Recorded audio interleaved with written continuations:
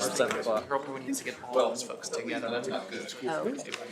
Good guy. All right, guys, it's 7 o'clock. We're going to go ahead and get started here. I want to welcome you all to the regularly scheduled city council meeting for the governing body of Spring Hill, Kansas on Thursday, July 11th, 2024. If you guys could all stand with me, we have Pastor Jay Sloan of Believe Church here that's going to do the invocation.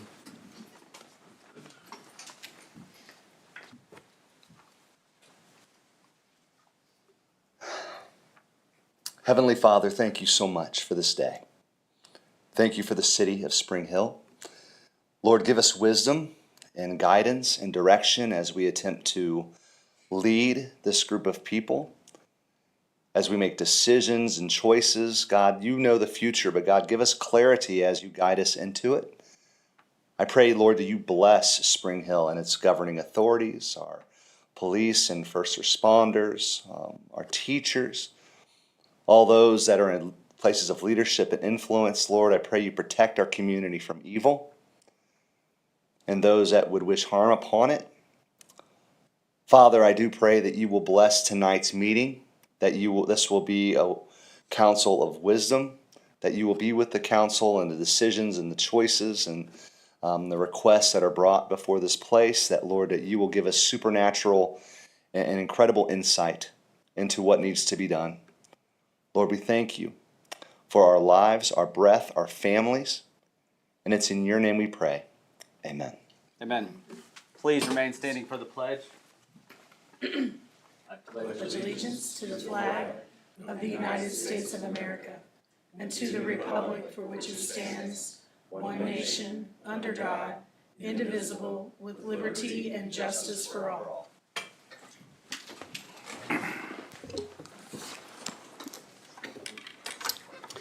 Deputy Madam Clerk, if you could please take the roll. Mr. Peel, Here. Mr. Young, Here. Mr. Verbreken, Here. Mr. Van Houten, Here. Ms. Feeback. Here. Mayor, we have a quorum. Thank you very much. Next, we'll move on to the approval of the agenda. We didn't have any requested changes, but if there are any other questions or comments on that, if not, I entertain a motion to approve the agenda as presented. So moved. Second. I've got a motion and a second. Is there any further discussion? If not, all those in favor? Aye. Opposed? Motion carries 5-0-0. Next, we'll move on to citizen participation. This is time when people in the audience can step up and speak about anything they would like to talk about. We did not have anyone sign on the list, but if there's anyone in the audience that would like to speak, now would be your time. We do ask that if you would like to speak, that you state your name and address when you step up to the lectern.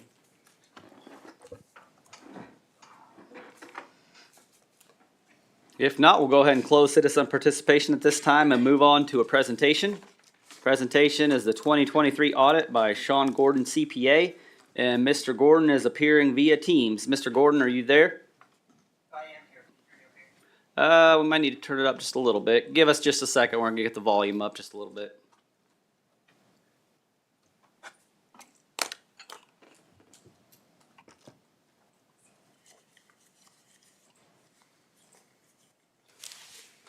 While he's getting queued up there, the audit was performed earlier this year. Mr. Gordon has been our auditor for several years now, and last year we awarded him the contract, I believe, for the next 3 years. I think we have a great working relationship with them, and the audit went well. And I think the report he's going to give to you reflects the operation that we have fairly. All right, are you there, Mr. Gordon? Maybe. Short report. Are you there, Mr. Gordon? Yes, I am. All right, there we go. We can hear you good now. Perfect. All right. So my name is Sean Gordon. We performed the 2023 audit of the city of Spring Hill. So I'll go through that audit report that you have in front of you. And we'll kind of go section by section. Feel free to stop me along the way if you have any questions. We'll start with pages 1 through 2. This is called the Independent Auditor's Report. Here we discuss a variety of things, including management and the council's responsibilities for the city's financial statements and our responsibilities as auditors of those financial statements. The most important paragraph in this section is the second paragraph down on page 1. This is called the opinion paragraph. And this kind of wordy paragraph says that the highest and cleanest opinion we could issue the city's financial statements, we did issue. So that reflects very well on the financial and internal control management of the city's financial statements and finances during 2023. The next section in your bound copy starts on page 3 and runs through page 8. This is called Management's Discussion and Analysis. This section provides a narrative of 2023 activities and performances through the eyes of city management. And in most places, there's also comparisons to 2022. So you can see how the city performed in 2023 compared to the previous fiscal year as well. The main financial statements of the city are presented on pages 9 through 10. Page 9 is what's commonly referred to as the balance sheet. Here, all of the assets, liabilities, and equity of the city as of 12/31/2023 are presented. Page 10 is what's commonly referred to as the income statement. So here we present all of the revenues and expenses that the city incurred during 2023. Down towards the bottom right-hand column, about the third line up, you'll see that the bottom line of the city increased by almost $3 million during the year. So again, that reflects very well on the financial management of the city during the 2023 calendar year. The next kind of section to flip to is the notes to the financial statements, and that starts on page 26 and runs through page 47. In this section, we present information on the city's accounting policies that it follows, information on long-term debt that the city has, and then involvement in the CAPERS and KP&F retirement programs, information on capital assets. As I said, many items discussed in this section. And then the final section that I wanted to go to starts on page 59 and runs through page 67. This section is called the government audit section. Anytime an entity receives and spends $750,000 or more of federal grant money, it's required to undergo what's called a single audit by the federal government. During 2023, we focused on the ARPA and BASE grants that the city received and spent during 2023. For this, we also are required to issue an auditor's opinion. So we issued an unmodified opinion on how the city managed to meet the financial and regulatory and federal and state requirements of those grant programs. So again, that reflects very well on how the grant programs were managed by the city and city staff members. We did not have any auditor's recommendations to communicate to the mayor and council for 2023. So again, that reflects very well on how internal controls were followed and statutory requirements were met by city staff. We had a good audit for 2023. Rhonda and her team did a great job of answering our questions and getting items that we had requested. So we do appreciate that. Any questions for me on the audit report or our audit process?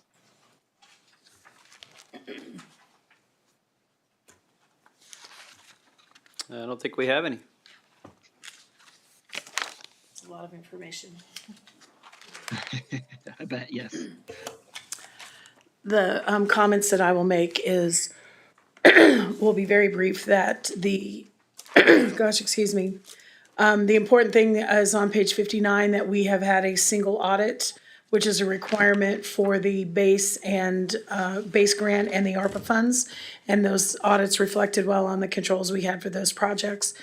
The Department of Commerce is in the process of closing out our base grant as the project is near completion and the funds were fully expended.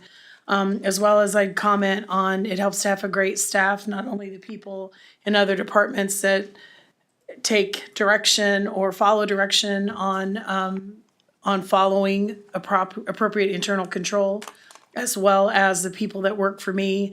If you didn't know, Natalie Talley, who's the accountant for the city, she is a former auditor for a CPA firm. So it helps a lot to have a person who's sat on the other side of the desk. That means we respond well and generally have a clean audit, and I'm pretty proud of that. And for those of you that don't know, that base grant was for the Wiswell project. And Right. if you haven't, I'm sure all of you have seen it. I think they're on their 36th or 37th house out there. So that has gone very well. That was the largest grant that we've ever received as a community for Spring Hill. And so that's bode well out there. And I think it's going to be a great addition to the community. So it's nice to see that project nearing completion and see everything that it's accomplished so far, and we're not done. So Any other questions or comments? Will this be posted for the public to look at? Okay. The audit is posted on the city's website in multiple years. It goes back quite a ways. Perfect. They're also kept as permanent copies and never destroyed. Cool. Thank you. Mr. Gordon, did you have anything more to add? Nope, that's all I had. Thank you. All right, thank you very much. Next, we'll move on to the consent agenda. These are items that the staff consider to be routine maintenance, but if there are any questions or comments from the governing body, now would be your time. If not, I entertain a motion to approve the consent agenda as presented. I move that we approve the consent agenda. Second. Got a motion and a second. Is there any further discussion? Not all those in favor? Aye. Opposed? Motion carries 5-0-0. Next, we'll move on to formal council action. The first item on the agenda is consider appointment of a city engineer. We went through the hiring process. That's a pretty extensive process when you're hiring somebody this important for this position. The staff kind of came together, we all, and decided that that was a position we decided was really important, something that we felt like we needed to fill to continue on with projects and different things here in the city and make the best use of our time and be able to get jobs and things completed in a timely manner. We thought that bringing an engineer in-house would really speed up the process of a lot of things and help us to move things closer to the finish line faster. Obviously, we'll still have outside engineers that we'll have to bring in consistently. So after going through the interviews, there was a couple that really stood out and one that kind of stood out above the rest. So Mrs. Allison Abel was my consideration for appointment. She has over 25 years of experience in engineering, and she has worked in a nearby community of Parkville for many years over there, overseeing the Public Works Department, and then also was the engineer for the city as well. She has an extensive experience in lots of different facets of the community and of the city. And she's here with us tonight, so if you want to step up here, if you guys have any questions or comments for her, feel free. And if you would like to say anything to open it up, go right ahead. I can introduce myself. I'm Allison Abel. I've got 25 years of experience, 10 of those years working on the private side for various consulting firms, doing design work and project management. I've spent 15 years working on the public side, worked for the City of Overland Park in their planning and development services group, and I worked for 8 years as the public works director and city engineer for the City of Parkville, Missouri. Excited to join the staff here at Spring Hill. There's a lot of similarities, and small communities are kind of at the heart of what I like to do, the mission that I'm trying to pursue with the engineering. And I'm a licensed professional engineer in the city, in Kansas and in Missouri. And for those of you who don't know, Parkville is almost identical to the population that Parkville's we pretty have here, so a lot of real similarities. There's a lot of similarities between the population, the growth of single family, residential, all the types of development. They saw a huge growth over the past few years with some of the creekside development and such that were going on. I don't have any questions. I saw your resume and it looks great. Hope it turns out to be a good fit. Yeah, and I'm active in APWA, and small cities, rural communities is one of the committees I've worked hard on. Yeah, great, cool. Glad to have you. Excited to have you. Thanks. Welcome to the team. Thank you. If there are no further questions or comments for her, I entertain a motion to approve the appointment of city engineer. I move that we approve the appointment of the city engineer. Do I need to say her name or anything? I would say Yes. go ahead, just for the record. So what? Is it on- Allison Abel. Okay, so I move to approve the appointment of Allison Abel to the city engineer position. Second. Got a motion and a second. Is there any further discussion? If not, all those in favor? Aye. Opposed? Motion carries 5-0-0. Welcome to the team. Next item on the agenda is the authorization of notification to Johnson and Miami County Clerks of proposed intent to exceed the revenue neutral rate and to establish a public hearing date to consider authorization to exceed the revenue neutral rates. And Mrs. Dunn, you have the floor. Thank you very much. Do you want me to use the keyboard, or you want to be and run the show? I'm good. I'm good with you doing it. Good call there. Good call. Take it. Good evening. Tonight we are on one of the steps that's required by statute related to the budget, and that is to notify the counties if we plan to exceed the revenue neutral rate. The end result of this step is to fill out a form and send it to the two county treasurers. Tonight, we are not approving a budget, and we are not setting a mill levy rate. We're simply setting a not to exceed amount to notify the two county treasurers so they can notify all the taxpayers, where they would notify not only Spring Hill, but all the other taxpayers as well. Okay, so I did not change any of the data that I presented to you before. You've seen this preliminary mill levy. We took your direction and approached the budget from a can we get it done with the same mill levy. And if you'll remember, I asked you not to focus on those last three digits because this is a preliminary budget. I work really hard at the final step to try to get the numbers to match, but the city does not set the mill levy. We simply recommend a budget and the county will calculate it for us. And we may not get the number exactly the way we want, but my goal here is to be as close on our operating budget as we can for 2025. As you always do, if you have questions along the way, please feel free to stop me. We can do the budget and keep the same approximate 23 mills that we have had in the past. Johnson County gave us a revenue neutral rate of 26.5. I'm happy to talk about that at great length. I don't believe it's correct. I pointed it out. However, it's the number that we were given. And so if we approve this budget at 23 mills, we will be under their posted revenue neutral rate. However, tonight we're going to go ahead and tell them that we'll exceed that rate, because if they figure it out somewhere along the way, we'll have all of our ducks in a row and not have to stop the process and start over somewhere. So we can do it on our same mill levy with some exceptions. One important exception is we will not be able to go forward with the 199th Street project. The net cost to the city is about a $6 million investment. We're recommending a 15-year debt repayment on that, a payment of $550,000 per year at a rate of about 4%. And we are recommending that we raise the mill levy 2.95 mills to make that debt payment. So when you get down to approving a budget, you're gonna have a choice of stick with the 23 mills in an operating budget if everything works out, or take on this project for a budget, a mill levy closer to 26 mills. So for tonight, if it catches up to me.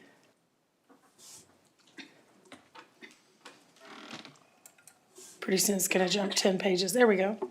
So tonight, I'm putting in the proposed budget of 26.218, which is that small increase on the 23 plus the 2.95 mills, which would be a total increase of 3.214 and a 5-year change of a decrease of 0.413 mills. So what does that mean to a homeowner? I think is an important thing that we talk about. If we move the 3.214 mills on a $500,000 home, which by the way is the average price of a house for sale in Spring Hill right now, that cost to that homeowner is $184.81 per year. If you look at a $700,000 home, I think that's in the $230 range, and obviously the other direction on a lower valued home. So what that means, caught up,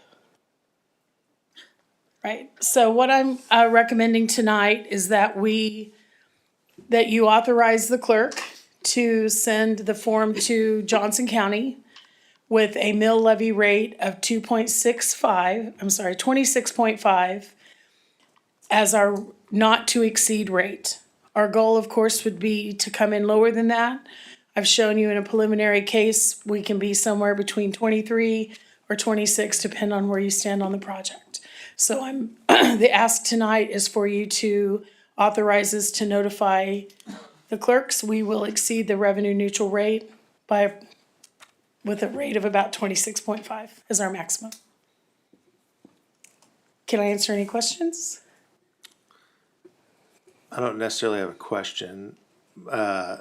Obviously, you know, I'm gonna have a little bit of a pushback here. Sure. I think there's, you know, with Johnson County's restructuring of the R&R rate, I'm not comfortable saying yes to going above that. I wanna put the guardrails up and say, hey, we gotta keep it under the 26.04 or whatever it is. 214, I think. Yeah, so, that's just where I am. I'm not comfortable saying, yes, we're gonna exceed the revenue neutral rate with how high it is. But that's just where I'm at with it. I don't, And let me tell you that I absolutely respect your opinion on that. It's a struggle with this odd rate that we got, because I don't think we're gonna be 26.5. I'm not sure we can hit 26.04, so we're in this kind of no man's land. And so if we don't set the revenue neutral rate, we may have to limit ourselves. And I don't feel like this is the piece of the puzzle to limit ourselves at this time. That's why I chose 26.5. It's also funny, I'm not very comfortable telling Johnson County we won't exceed revenue neutral when I don't trust that number. so they can change it still? They can do whatever they want. So if that's I- the case, then I would propose that we do 26.005. Okay, So that we're acknowledging the R&R being 26.004, but we're not gonna go above that. okay. So that would be my thought on it then, if that's where you're worried about it. And I'm fairly comfortable with where the R&R is, as far as if it stays that way. So I'd be comfortable with one over, but not going as high as you want. Okay, And obviously, like we say every year, just because we say we're not going over that doesn't mean that's what the mill levy's gonna be. Yeah. right. Like That would not be my desire. where we set the ceiling essentially tells us how much wiggle room we could or could not have. And there's a certain amount of guesswork to it. The R&R number just makes it more confusing this year. Yes, I don't have a lot of reservations about where we set the ceiling. I feel pretty confident that we're not gonna actually set the mill levy at the ceiling. Which is why it doesn't bother me where we put the ceiling that much. And in my opinion, if we set the ceiling a little bit higher, it just allows us more flexibility later on down in the process. So the information that we're talking about is confusing and it makes it hard to explain to citizens and Right. people. But the ceiling that we set really doesn't matter that much. I don't. I agree with you. Because in the end, you'll have the same decision. Right. What do you want the mill levy Exactly. to be? And you'll decide it, but we're saying it will not exceed 26.5 or, But we say that now, but there's always things that come up, so when we have that extra room, people Yeah. might Yep, use that's it. right. And that's what I don't want, is the extra room for people to be able to say, well, it's there, might as well use it. Yeah. So that's my concern with it. and going I'll too say high. this, I feel you're always in control of that. Yeah, no, I know. I I'm want not you to be though, in for control of that, right? And I think Where It's I'm him, yeah. stuck where I am. I Yeah. don't think there's, and I will try not to speak for everyone, but I don't think there's any desire up here to raise the mill levy to 26 anything. So, or at least, well, I will speak for myself. I have no desire to raise the levy to 20. So I'll just put that out there for myself. You bet. Is there any other question? And I looked up to make sure the revenue neutral rate is 26.026. It's the official mill levy rate, 26.026. Okay. I mean, revenue neutral. Revenue neutral rate. Yeah, I mean, me personally, especially because our numbers out of whack, I would set our ceiling at what our out of whack R&R number. That's kind of what I'm saying. Just go the, 0.01 over, just, Or, I mean, if you have to go above it. 26 flat or 26,250 or, anywhere in that 26 to 26 and a half range. you have to go above. We're telling, the point is to tell them we'll exceed it. So we have to be above 26.026. And I chose 26.5 it's not a, No, Yeah. that's what I'm just saying, yeah. I see where you're going now.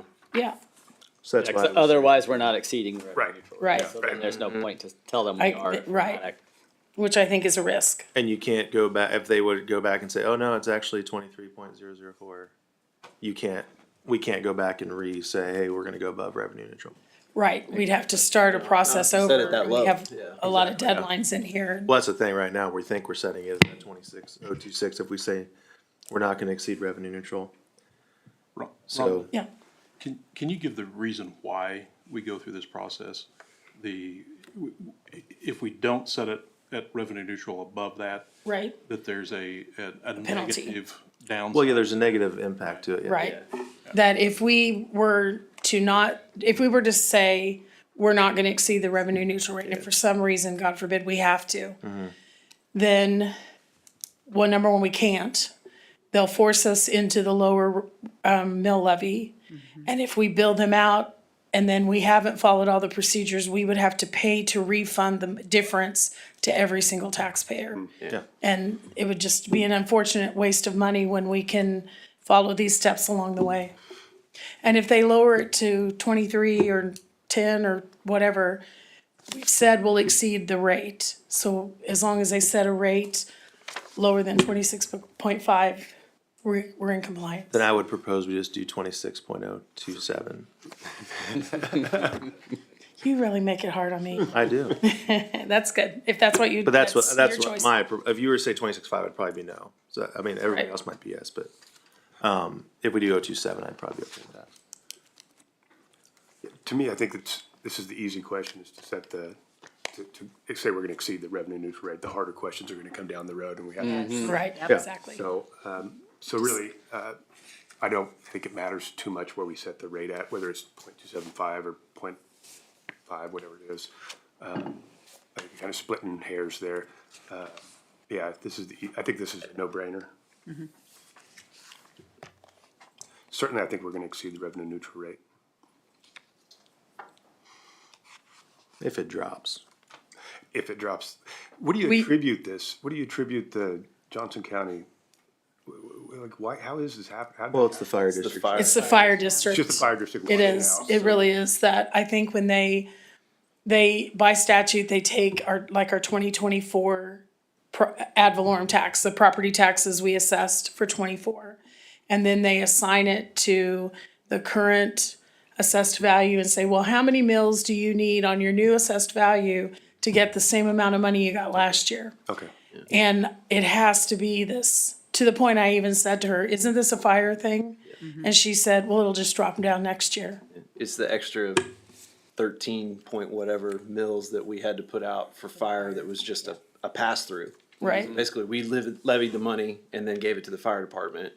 This year, the fire department's gonna levy it directly, not us, but it still reflects on us as levied money from the previous year. Yeah. Because we actually levied it, which is why our R&R number is 26 whatever, when it should really be like 20 and a half or 21. I something. think last year was about 19,195 or something like that. Yeah. Which- And it should have gone down. Which made another part, it made the fire and non-fire less confusing, so now we don't have all that, but then This now it first made this. year. Every year will still be confused. But it Yeah. should be balanced back out next year. Right. Whatever Right. we do Not this levying year. that fire resets, this yeah. year, so Yeah. this should be a one-time blip. Yeah. And I come back to, and I think Chip said this as well, and Brian, we're setting a ceiling. You can pick any number you want. Because in the end, you will make the actual decisions around what do you want to spend? What kind of mill levy does that bring? Are you interested in doing this project? How would we fund it? Those are the harder decisions you're gonna make in September. And I think that's the most important thing for the public to hear is this Absolutely. is not what we're setting the mill at. That's right. This And I is- just wanna limit the ceiling. Exceed it. So my thing is just limiting the ceiling. for I'd put it a touch over our incorrect R&R number. Yeah. Yeah. Yeah, to me, I agree with a couple that have said it. To me, it doesn't necessarily matter what, I don't want it over that rate very high, but it doesn't matter to me what exactly that ceiling is, as long as it's not very much over, over what the fake revenue neutral rate is. Okay. The 26.5, is that number, because if we wanted to do 199th Street project, that's where we would need to be? If we do 199th, I'm estimating in the preliminary budget, we need to be at 26.218. Okay? So I just rounded up to the next, to 2.5. So if we do 26.027 or whatever number you want, we're gonna have to cut somewhere if we did all of this to match that. Yeah. Rhonda, can you also hit because it's not just 199th Street. Right. It's the interchange too. The intersections of 183rd, 191st for signalization, we'll get all those in there. 26 and 27, there are smaller cars projects during that year. Right. We have some smaller cars projects. I think the highest one's about 500,000. There's like a 275 and a 250 or something like that. Those are all projects that we'll get done with cash. We won't be needing to have debt for those. We're also, you're going to be seeing, as we work through this, a slide that shows you debt that's retiring, which we want it to cross with new debt brought on to do the other projects, the 207th Street, railroad at grade crossings and things like that. We're hoping if we make this step on mill levy now, we won't be back in 3 or 4 years doing it again or doing it again. Our plan all along has been to get retirements coming with new debt so that we stay equal, as opposed to, here's another one, or how are we gonna fund that? We have a longer term plan for that.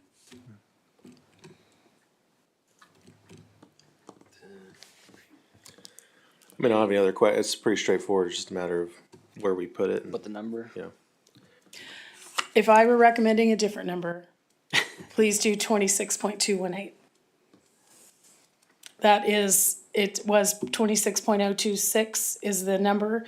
That's a calculated number, that's the debt plus our operating budget. But it's all in your hands. I'd like to squeeze that as much as we can, so I'd Of course you would. still like it to be Or down. about 26 and a quarter. I'm good with any of those four. I think, like I say, this is just a ceiling, so I'm good with any of those. Obviously, the lower the better, and We talked her down a quarter mil. When it was hurting me. This, for the ceiling, not for Yeah, the, yeah, what's that's right. being levied. You get final say. yeah, I would like to see it somewhere like an even, you know, what makes it versus like a 218. I would like to see it somewhere a little, you know, a 25. My OCD wants it to be a 0.5. clean number, yeah. Yeah, a little cleaner number. Just because I'm a numbers guy, I like. Like I like clean. 26.5, that's a nice clean even. 26.15. You are correct with I that. budgeted a Yes. little bit. I think you're looking for a motion now, and unfortunately Chad's in the driver's seat. I'm not gonna motion you guys. I'll make a motion. Yeah. Let's see here. Switch back. 26.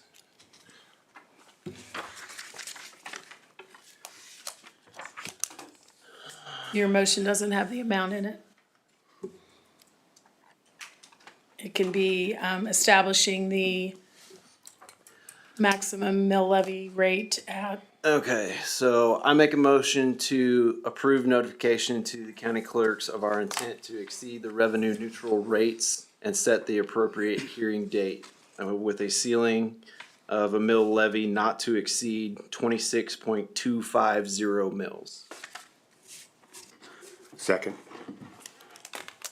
Got a motion and a second. Is there any further discussion? Not all those in favor? Aye. Opposed? No. Motion carries 4-1-0. I like dissension. I just wanted to give you an update on the steps. Where are we now? Yep. There we go. In August, we have a meeting. One thing I'd probably ask you about is if you feel like we need to have work sessions. We used to come together and, pour through the details a lot. I'm happy to schedule one of those here in July or August, either one. From here, we're getting down to final numbers, and we'll be planning to hold the revenue neutral hearing on August 22nd at 7 PM before that meeting. And the other dates that are on here are the publication dates and when it'll come out in the paper and those things. So that's where we're headed. The process is moving. All right. I think it'd be good to do at least one work session. Yeah. Great. I would be all in favor of Yep, work session. me as well. How about that August 7th? Maybe the hour prior to that meeting? I will be out of town then. Okay. July 25th? We'll work it out. All right. Work it out. Yeah, send out some Okay. dates, I guess. Great. Anything else I can answer on budget tonight? No? I appreciate your help. Thanks. Thank you very much. Next item on the agenda is consider approval of resolution number 2024-R-8, Local Emergency Operation Plan, or the LEOP. And Chief Henson, you have the floor. Thank you. I'm gonna pull a Spencer and do this really fast. Sounds good. The last plan that we had approved was in 2017. That was our last emergency operation plan. And as a matter of state statute, we entered an agreement with Johnson County as our designated disaster agency as a city. That agreement was last signed in 2004. And I believe that they're gonna want us to relook at that. They just finished their EOP, I think they call it with a CEOP. That's 300 pages, by the way, ours is not that long. But the points of ours is, one of the things that I want to just kind of point out is that our plan is supposed to be reviewed annually for any changes. And any changes to the forms, like the FEMA forms, or anything that we would need in an emergency situation is not part of this plan, so that we can update them as they get updated without having to come back here and do another resolution. So phone numbers and changes to forms would not need to be approved by the governing body. And changes to the appendix for quick references. One of the things that I'm trying to do is create like cheat sheets that are laminated, so that everybody who comes into the the Emergency Operations Center can grab that, and they kind of have an idea of what are those bullet points they need to be aware of, because we don't experience it a lot. And having been a part of some of these, it's pretty chaotic in those rooms. And so it's really, I'm going to be working on some appendixes for handouts. Those will actually be in our to-go boxes, if you will, for the 3 locations that we have to use for our Emergency Operations Center. Any changes to the plan or contractual services will be reviewed and approved by you guys. And any change to the plan would likely require a new resolution. So those contracts and agreements can be made independently of the resolution. So if we get like somebody who does debris collections, that can be independent of the resolution. That's kind of a really broad brush over what it was. Next steps are going to be setting up training with directors and supervisors for an understanding of the plan, and then eventually a scenario training for the entire group. Any questions? Sounds good. Pretty straightforward. Questions or comments? No? Yep, pretty straightforward, I agree. All right, if not, I entertain a motion. Move to adopt resolution 2024-R-08, approving the proposed local emergency plan 2024 for the city of Spring Hill pursuant to KSA 48-929D. Second. Got a motion, a second. Is there any further discussion? Not all those in favor? Aye. Opposed? Motion carries 5-0-0. Thank you, Chief. Next item on the agenda is consider approval of a waiver of bid process and approved bid for fencing at Wiswell Farms Lift Station. And Mr. Spear, you have the floor.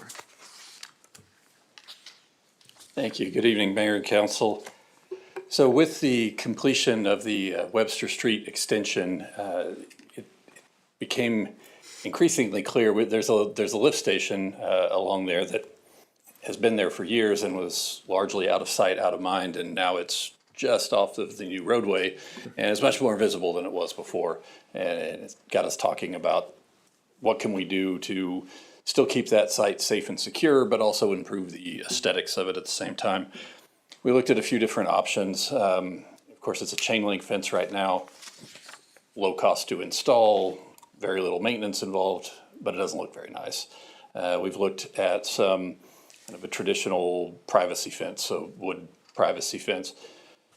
A little better aesthetics, it screens the equipment and material behind it, a little more labor and maintenance intensive to keep it looking nice. If you don't keep up with that and it starts to, it doesn't look as nice, you have to deal with rot and decay over time. Someone suggested, hey, there's a different type of fence around the lift station right there by Quick Trip. Mm-hmm. Really looks nice, all weather, holds up, low maintenance. So we looked into that. It is a pretty specialized system. It's a patented product. We looked around and then companies in the area that install that, and while we only found one company in the area, a company out of Leavenworth that installs that. They installed the one at Quick Trip, and they're the only vendor we found that works with that product. It's the metal fencing components are a heavy-duty metal that is galvanized and then powder coated, so it's very corrosion resistant, stays looking nice. And the boards, and I kind of use air quotes there, it's a combination of a kind of like a composite decking board. The drawback with composite decking is in the heat and direct sunlight, it can warp and bend.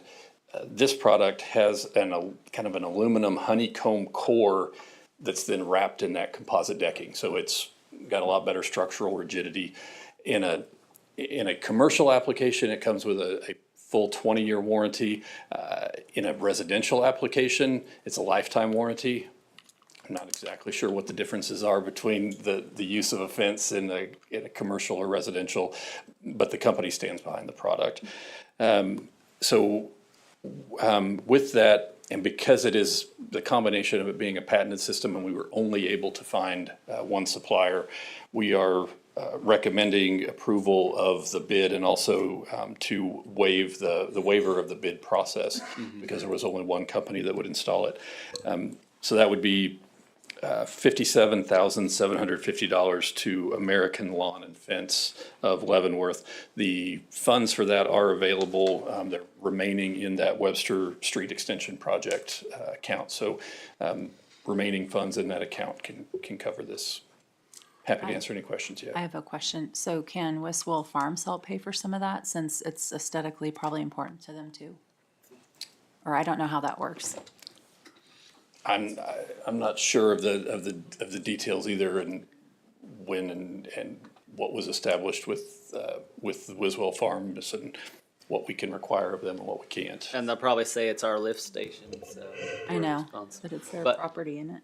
No, this is down The the lift road. station. The other thing they would do Whole It's project. around there. probably pull those expenses back into the RID, and then the property taxes would pay for it in the end anyway. Yeah, Oh, Is that part of the RHID? yeah. Yes. So that's That's what she to was Rhonda's saying, yeah. point, yeah. Okay. Yeah.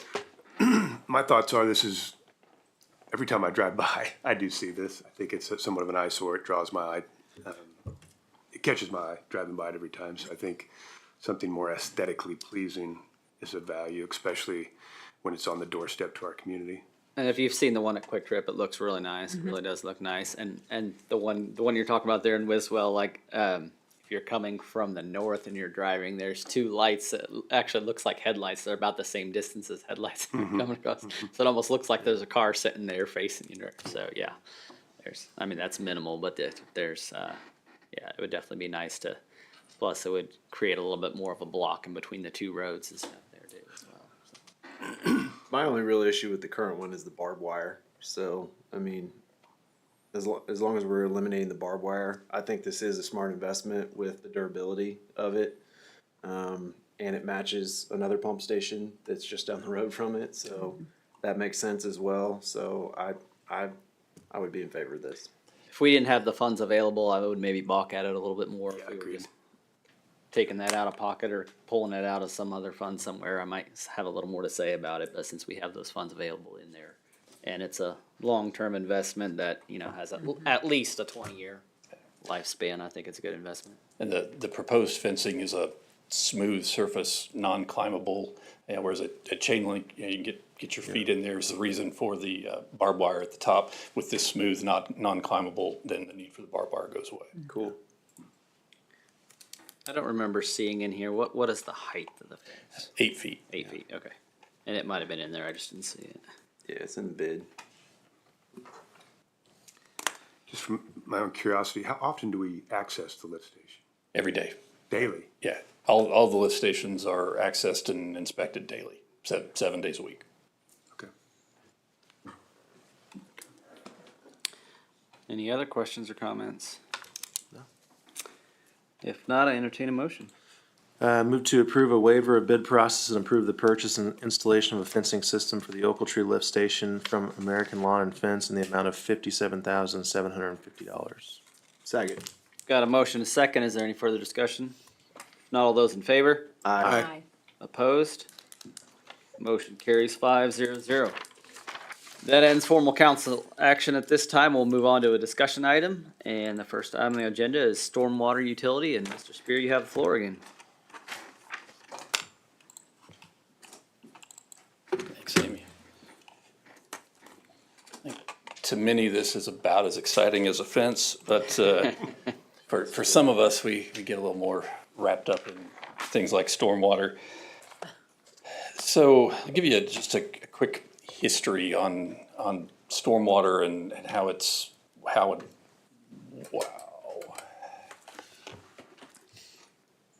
See if we can catch up.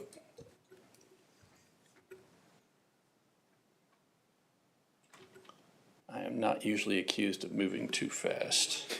All right, we're gonna try this very gently. So stormwater management is one of the very traditional functions of cities, especially especially today.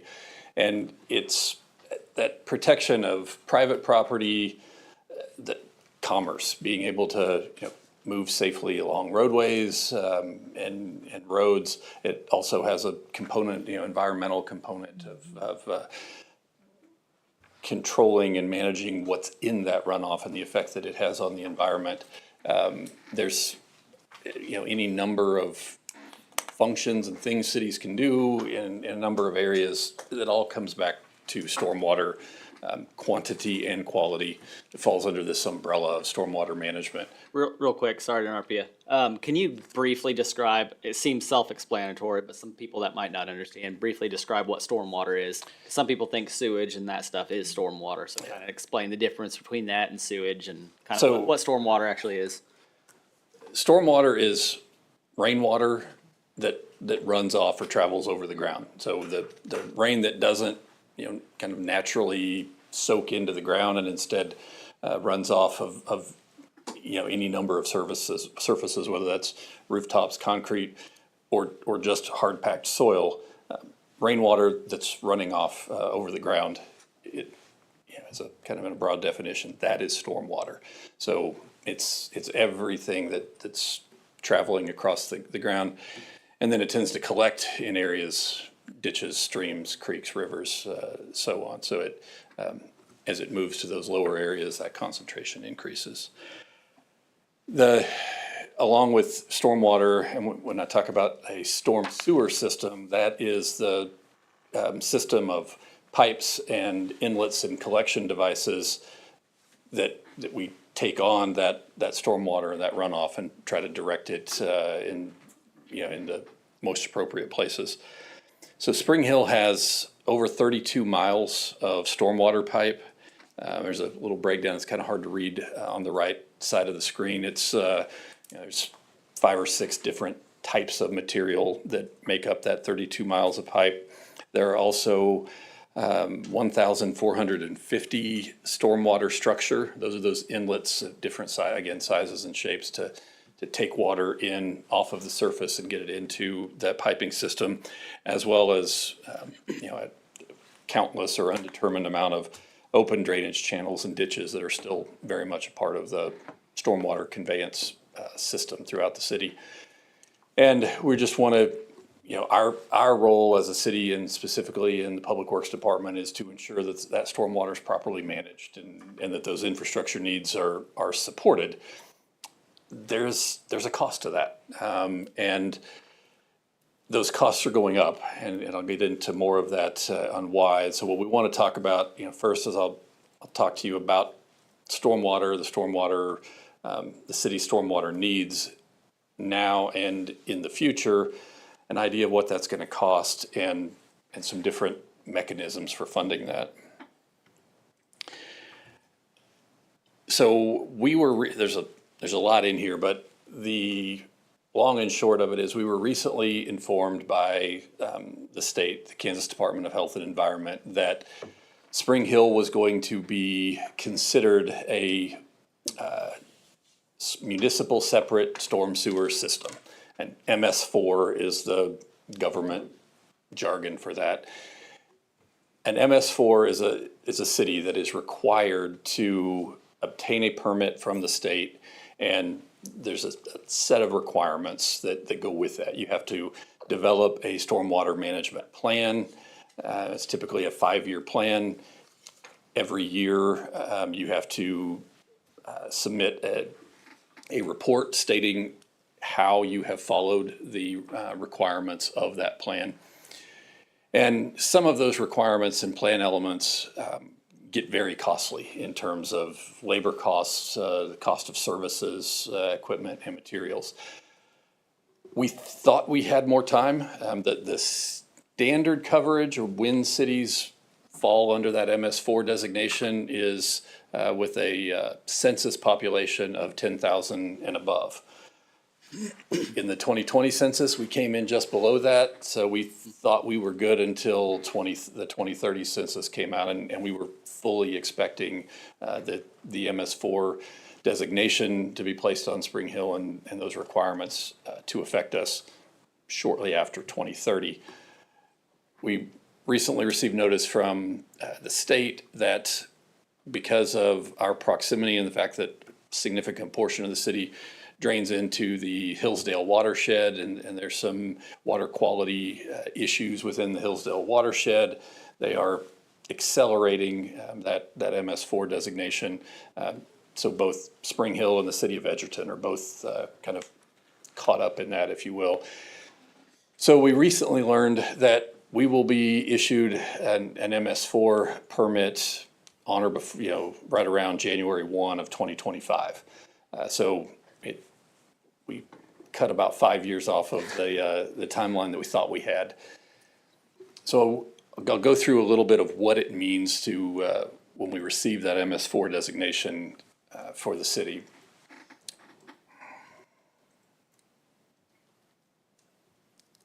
Okay, get the right one.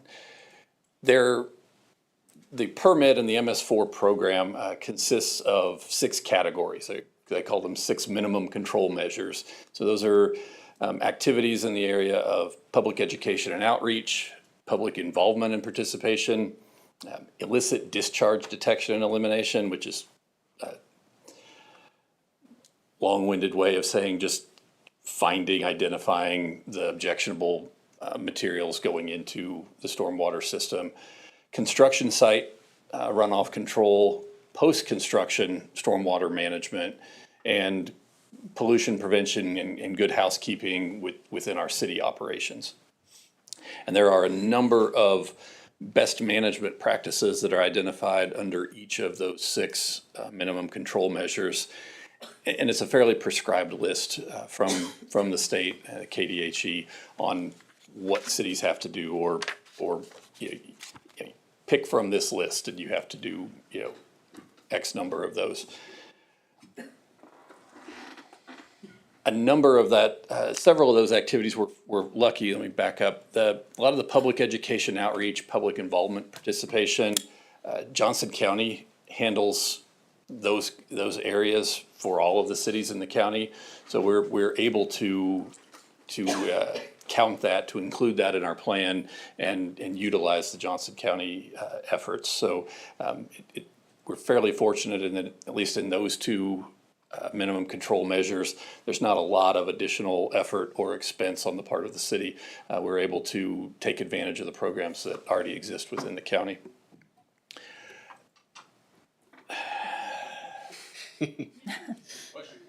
Yes. Said I would be brief. This makes me memorize the slides well. Okay, so I talked a little about the impervious surfaces. As we talk about this, stormwater, impervious surface are those hard surfaces that water doesn't readily soak into and tends to run off of. That can be rooftops and concrete or asphalt pavement, even hard packed gravel. If you think about a parking lot or a driveway, if it's designed to carry, traffic, especially heavy truck traffic in all weather conditions, it's not absorbing much water. Even things like synthetic turf, while the water may percolate through the top layer of turf, there's typically, at some point, a drainage system underneath that collects all that water and sends it into the stormwater piping system. Now, what's typically not included as impermeable surface are pools of water, gravel, like in terms of landscape mulch and things like that. And normally the dedicated right-of-way, public streets, are usually not included in the calculations of impervious area. They are impervious, but in many cases, it also serves as part of the conveyance system, along the curbs and so on.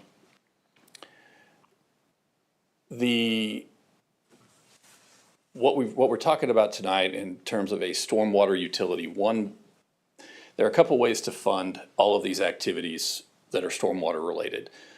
One is through the general fund and our ad valorem taxes. We, just talking about the mill levy tonight, saying, here are these costs, and we're going to pay for those out of the general fund, and those costs come straight from those ad valorem taxes. Or what most cities who have been had that MS4 designation and had to create and file those stormwater master plans. What most cities in the area are doing is they've created a stormwater utility, much like we have a water utility or a wastewater utility. Some communities have an electric utility. Separate bill, separate fund. The revenues come in, the expenses going out for that specific purpose all stay within that fund. So a stormwater utility functions in that way, much like a water fund or a wastewater fund. So cities set a fee, base it per month or per year, and most communities will go with a flat fee because it's administratively easier to implement. They'll do a flat fee for single family or residential properties. When you get into commercial, industrial, and multifamily, they will usually go base it on a cost per square foot of impervious cover. So you calculate how much square footage of hard surface is on a given parcel, and apply that rate for every square foot of impervious surface. So you've got the per square foot for the non-residential and a flat fee for the residential. Almost all of the cities in Johnson County that collect a stormwater utility collect that through property taxes. They file with the county, and it's like a special assessment that is added on to each property's tax bill, collected and then remitted to the cities. The one exception to that, and the other way of implementing a stormwater utility, the city of Olathe collects it via utility bill. So you see your bill and you've got your water bill, you may see your sanitation or wastewater. Stormwater is just another line item on that city utility bill that's collected monthly rather than collected once a year through the county in tax collections.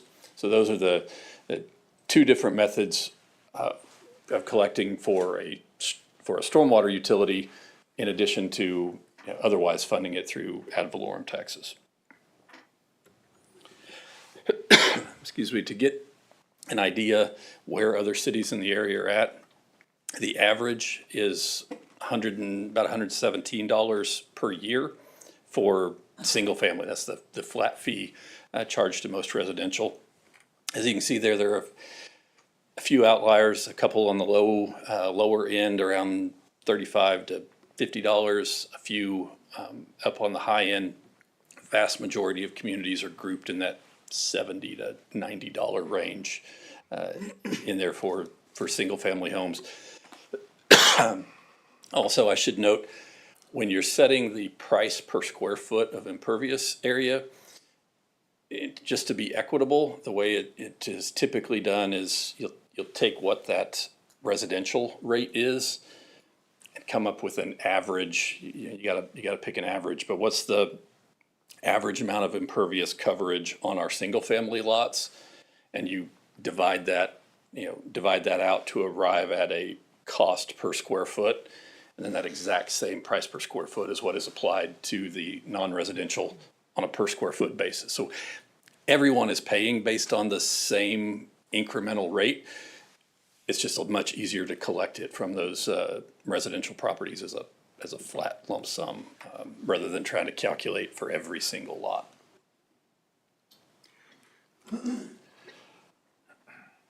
Speaking of every type of lot, this is a breakdown of, I don't know, about 10 different use categories within Spring Hill. Just wanted you to see, get an idea. About 12%, a little over 12% of our land area are our streets and rights of way. The single family makes up 14%. Now this is by area, not. This is just Johnson County, right? These are just the Johnson County properties in Spring Hill, and these percentages are by area, not by parcel count. Multifamily is 0.5%. Vacant residential is about 5%. That's kind of an interesting one. Those are those platted lots that do not yet have a structure on them. These are some of the differences to think about when we're talking about a utility and how we charge for it. If we attach it to a utility bill, if a property isn't receiving a utility bill yet because they aren't getting water or sewer service, then you don't have a mechanism to collect any stormwater revenue or fees from them. But those properties, in many cases, streets are already installed. The stormwater piping is there for us to maintain, but there aren't any homes built yet. So there may not be a mechanism to charge a utility bill, but there is a mechanism if you go through the tax rate as an assessment on the tax bill. So it really gets down to how many properties and which properties do you want to collect from. And the idea of a stormwater utility is to have it apply to all properties, regardless of whether they get a water bill or not, regardless of whether they are exempt from ad valorem taxes. You see the bottom is the institutional government, schools, churches. All of those entities are generally exempt from ad valorem taxes, but they pay for their water utility and their electric and their gas, and stormwater as a utility would be the same. So that's around 6% by land area of the properties in Spring Hill fall in that category. If we were to create a stormwater utility and set the rate somewhere in the same ballpark as most of the area cities, we picked $72 for the residential lots, and that works out to a little over a penny per square foot of impervious area on the non-residential. Long story short, that would generate somewhere around $550,000 for the city of Spring Hill to be used for stormwater maintenance, management. We talked street sweeping activities. A lot of the measures in those 6 minimum control measures, the construction site inspection, post-construction management, these are activities that are, in order to comply the way it's required for those MS4 cities, we're likely looking, it's going to exceed the capability of our existing staffing levels. As you all know, when you start talking about adding staff, the costs increase significantly. So we're really looking at ways that we can comply with that, bear those costs without passing them through to the ad valorem tax in the general fund. Stormwater utility is a way to do that. It also, stormwater related projects, capital projects, are also, anything related to stormwater would be eligible for these funds. We've talked some about sidewalks in the older part of town.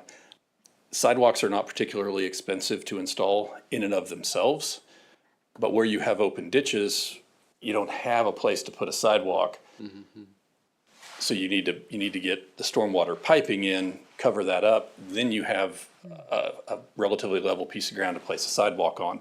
It's that stormwater piping component that's really expensive. Those are costs that would be eligible to be paid out of the stormwater utility and not monies coming out of the general fund. So, we were talking about that $550,000.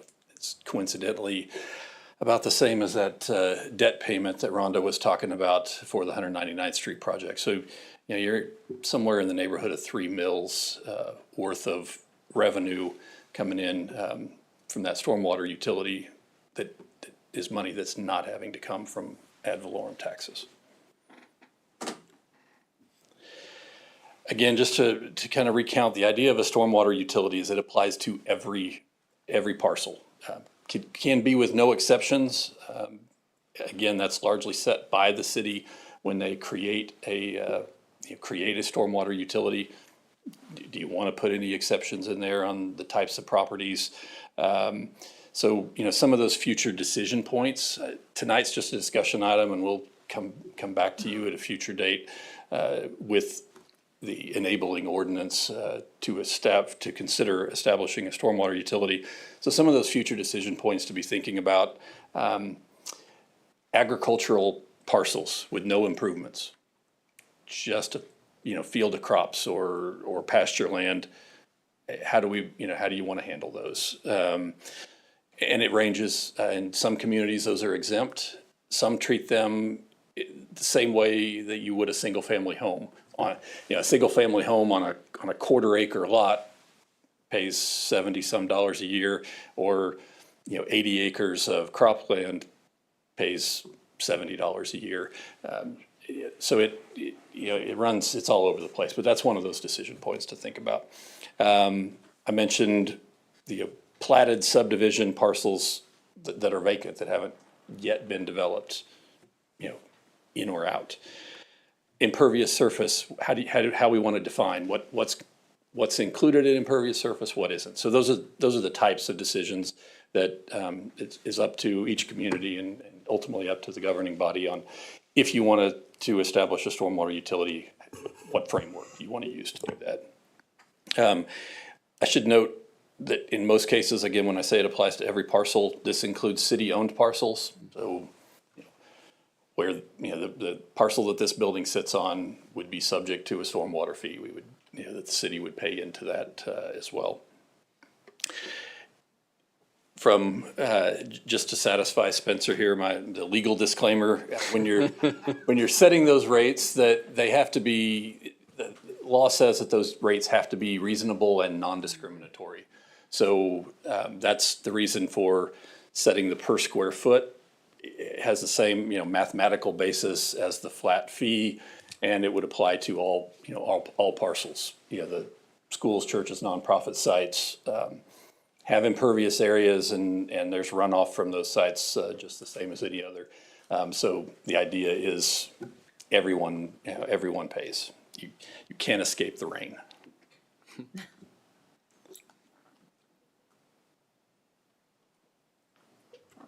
All right.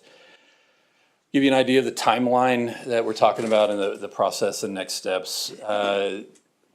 We will, like I said, we will be coming back to you with a proposed ordinance for you to consider, both a stormwater utility ordinance, and then there's an accompanying resolution to set the fees. The reason for doing the fee separately is so that you don't have to come back and amend the entire stormwater utility ordinance every time you want to change the fees. That's set by resolution that can be changed annually or as needed. And so then one of the reasons that we're bringing this forward, and we have a fairly aggressive tight time frame, is, as we told you, we recently learned that we would need to begin complying with these state MS4 requirements as early as January 1 of 2025. In order to for Johnson County to collect, for either county to collect the fees for us on this. That first submission is due to the county in mid-August of this year in order to start collecting in 2025, when we are likely to experience these new and increased stormwater related costs. So it really compressed our timeline to try to pull this together. So we will likely in the next meeting or two bring back that stormwater utility ordinance for you all to consider. But it's a lot of information. I wanted to get it in front of you tonight for you to begin thinking about it, and I'm happy to answer any questions you have. I do not need to, I've talked about what stormwater related, what we use that money for. Let's jump ahead to announcements and reports. Back one slide, please. Thank you. I will, from staff's perspective, kind of a pros and cons of developing a stormwater utility. It's a funding mechanism that is consistent with other area cities. This is a very common way for cities to collect money that is earmarked to be spent specifically for stormwater related purposes. It diversifies our revenue sources. It's another area and makes us a little less dependent on those ad valorem taxes. It also allows for kind of some improved accuracy. It's easier for us to account for exactly how much money we are spending on stormwater if it's in its own fund, that money doesn't get lost in translation with all of the other uses. It will also cover, that can be used to cover these upcoming expenses for the MS4 permit and all of those requirements. It's assessed equitably. It applies to everyone based on in the same formula, and so it's got a high degree of equity involved.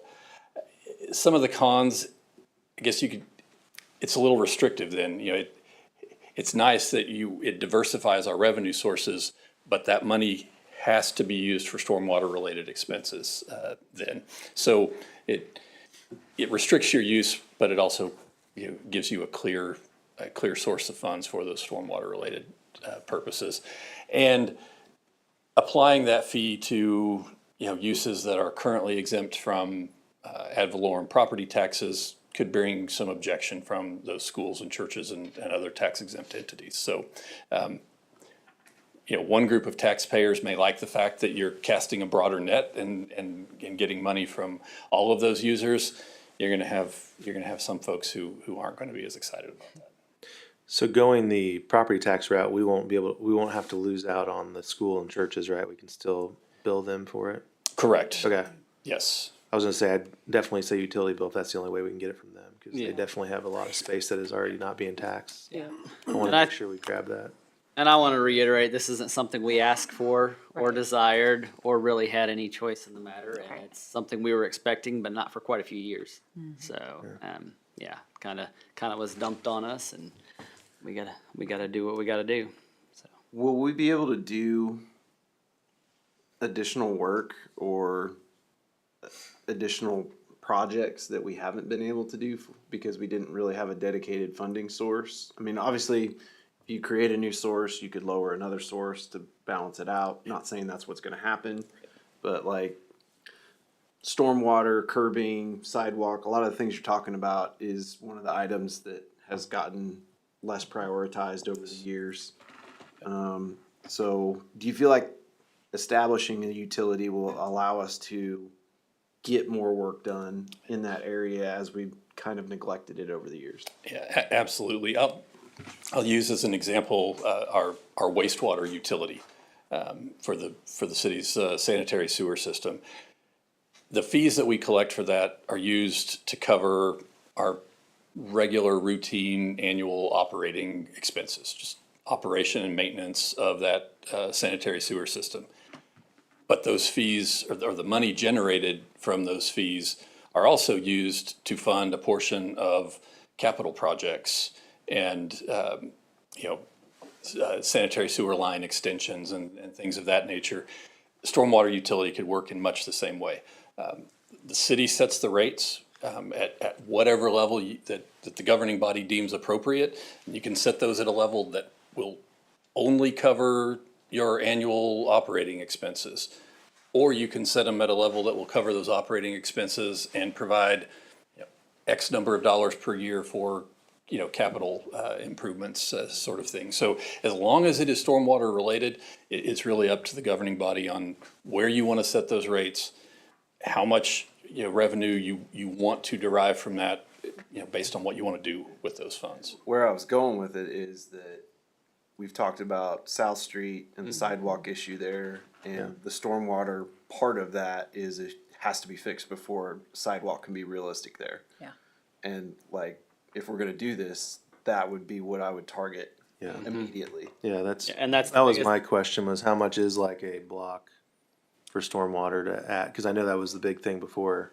And that's the biggest piece of South Yeah. Street is the stormwater issue. Yeah. If you didn't have a stormwater issue, sidewalk wouldn't be nearly Yeah, as that- expensive down that street. Well, I mean, to me, this feels like, with it being very new still, but this could be a realistic way to solve that problem. Yeah. Yeah, and you're right, it's, right now, any stormwater expenses we have, we are paying, you know, we are funding that out of the Grab general it from fund. wherever, yeah. So every dollar that we can generate from the stormwater utility is a dollar that we aren't taking from one of those existing sources. So do you have any idea what a block or half mile costs for stormwater? Probably so many. No, variables. I'd say it's so variable, you know, are we talking about a, you know, you know, for one block, you may be talking about a 15-inch pipe, and in another block, you may be talking about a 60-inch pipe. And then the costs are exponentially different, so it's really hard to pin down a price per block.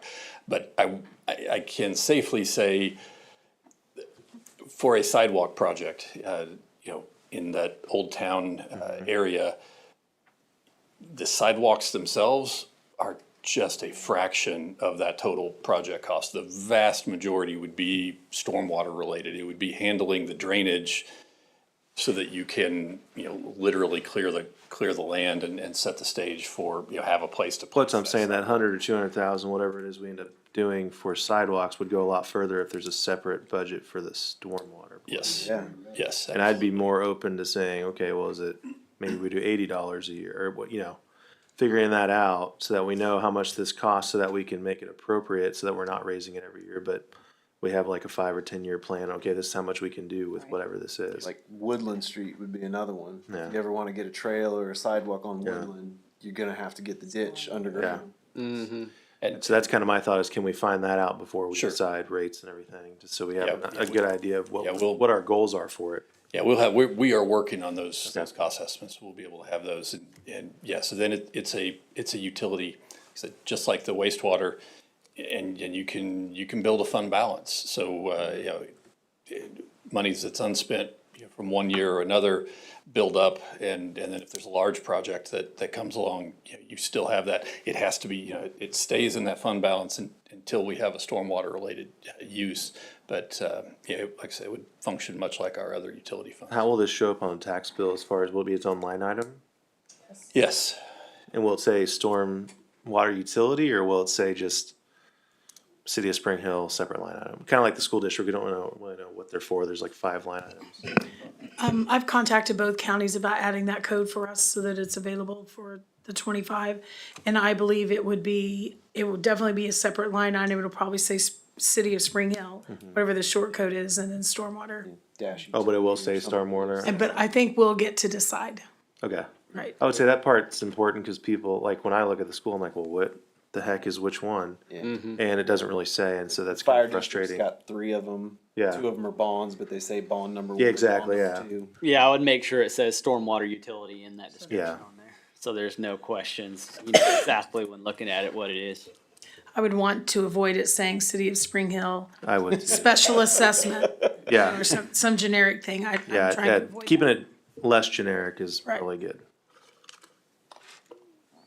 I lived in Olathe before living here, and we had it on the utility bill, which was also, I thought, really good. But you make a point, we have a ton of open lots that we would lose out on if we do that, so 40% of it. as much as that goes away, I just wanted to make sure it wasn't gonna hurt us on because the school and churches kill us on property tax already. So not letting them get away with that again with this, we want to make sure they're at least paying their share. Yep, it would. Cool. Any other questions or comments for Mr. Spear? All right, thank you very much. Next, we'll move on to announcements and reports. I don't believe I have anything tonight. Mr. Young, No report. Mr. Van Houten, No report. Mr. Peel, No report. Mrs. Feebeck, No report. Mr. Verbraken. No report. I guess I do have a little bit of thing. It is going to be Mr. Verbraken's last night tonight, so I know it's short-lived, but we're gonna miss you up here. I know I am. I think you've been a very, very good addition to the council, and so we'll champion what you're moving on to next, but we'll definitely miss you up here. So I will definitely miss it too. I enjoyed my time up here. I really did. I think, like I said before, the governing body and the staff in this town is doing an amazing job. If you don't believe so, just pay closer attention to what's going on. It's all good. appreciate it. Mr. Massey, No report. Mr. Lau, No report. Chief Henson, No report. Mr. Burton, Mrs. Dunn, Report. Mrs. Wood, No report. Mrs. Jones, No report. Mr. Spear. I'm sorry, but I have to let you. There's gotta be somebody, right? Let this go. This year's annual street maintenance program will be wrapping up pretty soon. The one uncompleted phase so far is the chip seal, predominantly on the west side of Old Town. The crack seal and base repair has been completed in that area. Chip seal is set to begin before the end of this month and will take a few weeks for completion. So by mid-August, we should certainly be all finished with this year's street maintenance program. Will there be striping on Victory? I was literally just gonna ask the Yeah. same thing. 'Cause I drove by there a couple days ago, it still wasn't down, so I wanna make sure that we had that. Yes, so the last update from the contractor is that should be done within the next week. Cool. They were a little quick. Their paving contractor came in as right behind Woodland, but before they had paved Victory. Well, then once that striping subcontractor was gone and out of town, it's taken a little while for them to get them back, but about a week is what I'm being told. Cool. And if anybody has driven those roads, they're definitely a lot better. Obviously, we have some ways to go with streets in town, but I feel like we've knocked the biggest ones, the biggest hurdles we've knocked down over the last couple of years. So definitely not done, still got a lot more to go, but as far as the big ones, I think we've knocked those out. So I'm proud of what we've accomplished and ready to keep going. So with that, I entertain a motion to move into executive session. Still 15 minutes, is that good? Yeah, can we do a 5-minute break before? Yeah. Sure. So 20 minutes. So 20, all right. I move the city council recess an executive session for 15 minutes with the 5-minute break to receive advice of council to discuss eminent domain pursuant to KSA 25-4319B2 of the Kansas Open Meetings Act. The open meeting will resume in the city council chambers at 8:43 PM. No formal action is anticipated following the session. Persons to be in attendance are City Administrator Lane Massey, Community Development Director Patrick Burton, and City Attorney Spencer Lau. Second. Oh, well, there. Got a motion and a second. Is there any further discussion? If not, all those in favor? Aye. Opposed? Motion carries 5-0-0. We will see you guys shortly.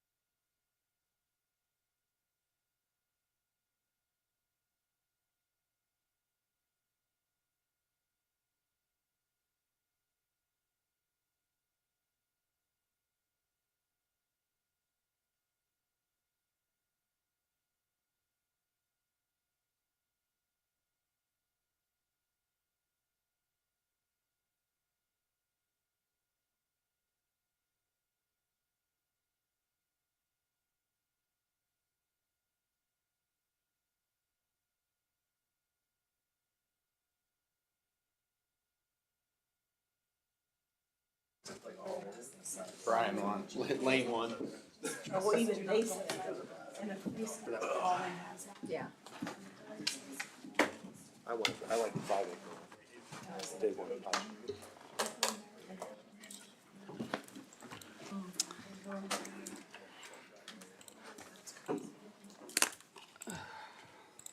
Get this back here. Maybe. Not us, we're troopers. All right, welcome back, everybody. Let the record reflect that the governing body reconvened in an open meeting at 8:43 PM. No votes were taken or decisions made during the executive session. The discussion was limited to the subject stated, and with that, I entertain a motion to adjourn. So moved. Second. Got a motion, a second. Is there any further discussion? Not all those in favor? Aye. Opposed? Motion carries 5-0-0. Have a great night, everyone.